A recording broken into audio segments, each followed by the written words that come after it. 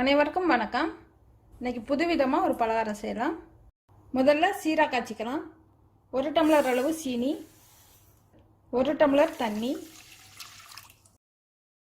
சீரா கொஞ்சம் பிசு பிசுப்பாக வந்ததும் அடுப்பா பண்ணிடலாம். ஒரு சின்ன துண்டு எலுமிச்சை அடுப்பா பண்ணிடலாம். ஏலக்காய் தூள் கொஞ்சம், 1/2 கப் ரவை, தயிர் 1/2 கப், 1/4 கப் அளவு வெண்ணெய், பேக்கிங் பவுடர் 1 டீஸ்பூன். கொஞ்சம் கொஞ்சமாக தண்ணி சேர்த்து கலந்துக்கலாம். 1/2 கப் கோதுமை மாவு,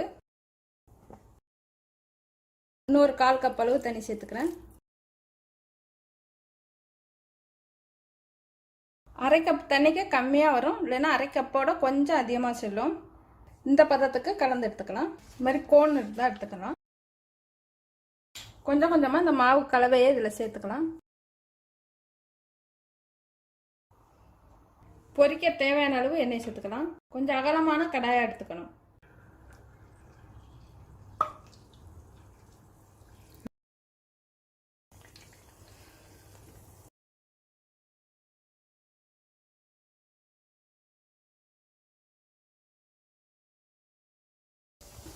ரெண்டு பக்கமும் நல்லா வேக விட்டு எடுக்கணும்.